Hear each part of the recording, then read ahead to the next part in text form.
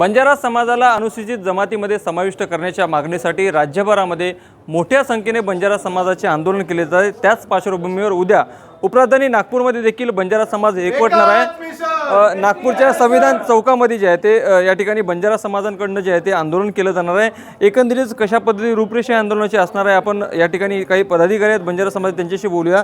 भाऊ, काय सांगाल, उद्या आंदोलन आहे तुमचं, कशी रूपरेषा असणार आहे आणि अनुसूचित जमातीमध्ये तुम्ही समाविष्ट करण्याची मागणी करताय, नेमकं काय आधार आहे त्यामध्ये?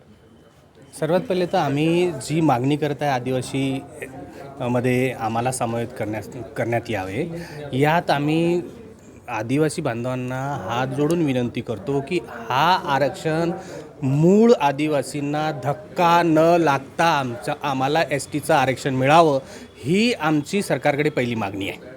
त्यानंतर ह्या STचे आरक्षण मागण्याकरिता जी आमचा उद्याचा मोर्चा जो आहे ते महिला जे आमचं पारंपरिक वेशभूषा आहे यात येणार आहे। नागपूरच्या जवळजवळ 60 असे तांडे आहेत, त्या तांड्याहून सहखर्चानी सर्व आपल्या गाडीने येणार आहेत। अच्छा, ताई, काय सांगाल, उद्या महिलासुद्धा मोठ्या प्रमाणामध्ये आंदोलनामध्ये सहभागी होणार आहे। कशा पद्धतीने महिला जे आहे ते वेशभूषा या ठिकाणी साकारून आंदोलनात सहभागी होणार आहे? सगळ्याच महिला आमच्या वेशभूषा करतील असं मी सांगत नाही, पण बहुतांश महिला आमच्या खरोखरच वेशभूषामध्ये येणार आहेत। तर उद्या आमचं धरणं आंदोलन यशस्वी होण्यासाठी आम्ही पूर्ण ताकदनिशी असं प्रयत्न केलेला आहे। उद्याच आम्हाला यशस्वी करायचं, म्हणजे आमचा ST आरक्षणाचा हक्क आहे तो आम्हाला मिळालाच पाहिजे अशी आम्हाला सरकारला मागणी आहे। नक्कीच मला सांगा ताई, आदिवासी नेते असतील त्यांच्याकडनं जे आहे ते विरोध केला जातोय की आम्ही कोणत्याही याच्यामध्ये जे आहे ते बंजारा समाजाला आमच्या आरक्षणामध्ये घुसू देणार नाही, असं त्यांचा विरोध आहे। मात्र तुम्ही म्हणताय की आम्हाला आदिवासी समाजाला धक्का न लागता सुद्धा आरक्षण मिळावं, हे कसं शक्य आहे? हे शक्य असं आहे की STमध्ये आपलं हैदराबाद गॅजेटमध्ये आहे, तर आपल्याला बंजारा समाजाला देण्यात काहीच हरकत नाही आहे। आपण कुठेच त्यांचा हक्क मारणार नाही।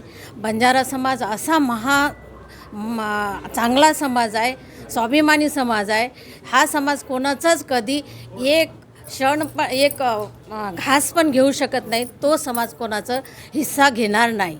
हा स्वाभिमानी समाज आहे आणि हा सेवालाल महाराजाच्या रक्ताचा समाज आहे। त्याच्यामुळे आपला समाज बंजारा समाज हा कधीच कोणाचा एक निवाला पण घेणार नाही, असा आपला बंजारा समाज आहे। उद्या माझ्या महिला पूर्ण आपल्या विदर्भातून जवळपास लाखोच्या संख्येने इथे उपस्थित राहणार आहे आणि आपले जे वेशभूषा आहे, घागरा आहे, बाकीचं जे आहे ते सगळं पहिरून म्हणजे सहकुटुंब सहपरिवार उपस्थित राहणार आहे। नक्कीच मला सांगा, काय अपेक्षा आहे सरकारकडनं? ज्या पद्धतीने मागणी होत आहे, लवकरात लवकर मागणी मान्य झाली पाहिजे।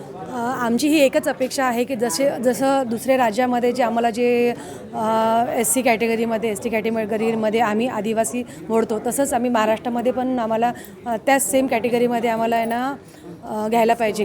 हां, त्याबद्दल आम्ही हे करत आहे।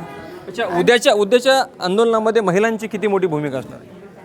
उद्याच्या आंदोलनामध्ये महिलांची हजारोनी भूमिका राहील आणि उद्याचं हे बघून पुढल्या काही 15-20 आमच्या महिलांचे आंदोलन थांबणार नाही आहे। आता 20-25 दिवसांनी परत पूर्ण महाराष्ट्रभरच्या महिला आम्ही आंदोलन करणार आहे आणि ST आरक्षण आता घेतल्याशिवाय आम्ही काही स्वस्थ बसणार नाही, कारण की हे आमच्या हक्कच आहे। आणि दुसरी गोष्ट ही सांगायची की आम्हाला कोणाचा हक्क मारायचा नाही आहे।